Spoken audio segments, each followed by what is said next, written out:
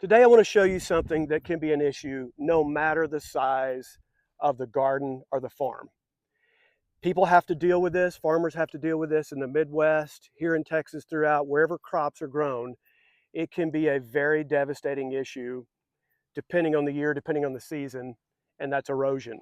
Whether you have a 1,000-acre monocrop in the Midwest with corn, or you have a small market garden like us here in Central Texas, or a backyard garden, erosion can be an issue. And it can be devastating because on large farms, it can take away a lot of great topsoil, destroy that crop, and depending on the amount of rain, it can actually ruin a season. But here at Whirlwind Family Farm, we finally had a situation where the erosion was fairly bad because this year, this July of all times, we've had more rain than we've ever had since this market garden was built 5 years ago. And we tried to design it where it would have the least amount of erosion, but there are those points and those vulnerabilities where erosion started to happen. And I'll show you the scenarios that we had here at Whirlwind Family Farm.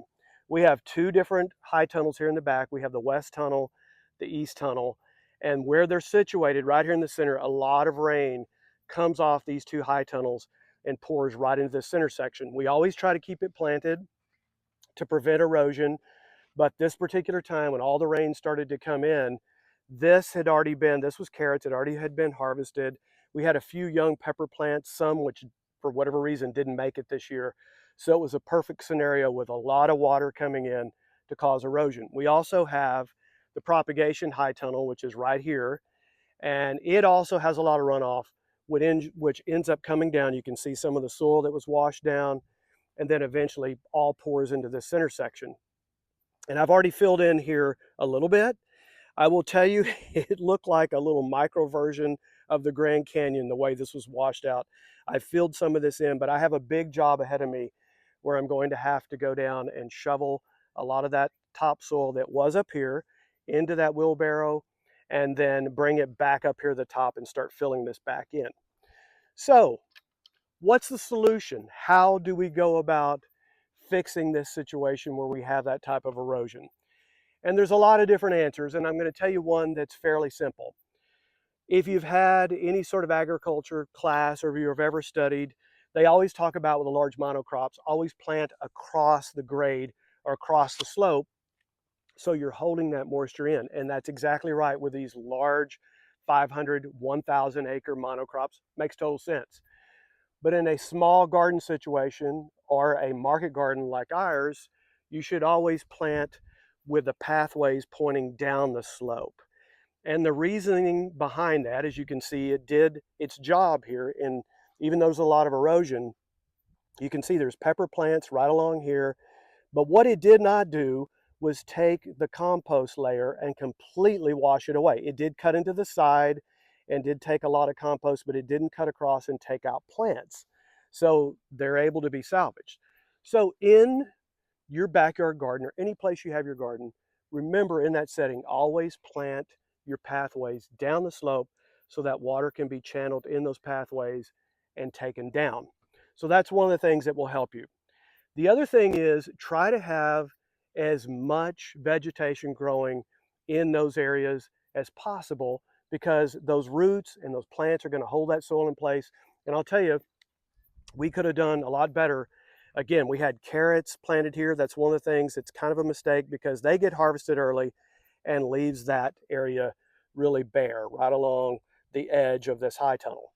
The other thing is we have some walking paths in here that should have had vegetation growing. I'm bad about coming in, cleaning it. This year, as the season goes on, I'm going to let weeds come in and start to populate this area, or Bermuda grass, and that's going to help hold more of that soil in place. So the solution can be lots of different ways. Some people like to put a mulch down. I don't like to use a mulch because in our case, the mulch just would have got washed down and moved down. For me, the solution is having something growing. And there's parts of this country where you can actually have those living pathways, where you actually have a type of grass that can grow. And I know that's been experimented with a lot in market gardens. And people actually have their walking paths wide enough where they can take a small mower and go down and actually mow those pathways. It's difficult for us here in Central Texas, because we have a lot of Bermuda grass and it literally takes over a lot of these beds. So it's difficult for us to have a living pathway simply because that type of grass will just take over. So remember those keys. Try to have as much growing as possible to prevent erosion. Always have your slope, if it's a small backyard garden or a bigger garden out in the field, have the walking path facing down the hill, not across it, because as you put down compost, it's easily for that to get washed away. It'll just come over the sides, and just like a dam breaking, it'll start to take all the compost down the hill. So I hope that helps. When you are setting up your garden, or if you already have your garden set up, there's things you can modify to prevent that erosion, which can be so damaging. We appreciate you finding our channel. By the way, I'm Jeff with Whirlwind Family Farm. Our purpose here at Whirlwind Family Farm is to take you further along in that process, and we always appreciate when you put comments, because you can have ideas that I haven't thought of or others may not have thought of. Please, it means a lot to us. Always like, subscribe, hit that bell for notification, and we appreciate your time. Blessings over you, your family, your garden. Talk to you soon from Whirlwind Family Farm.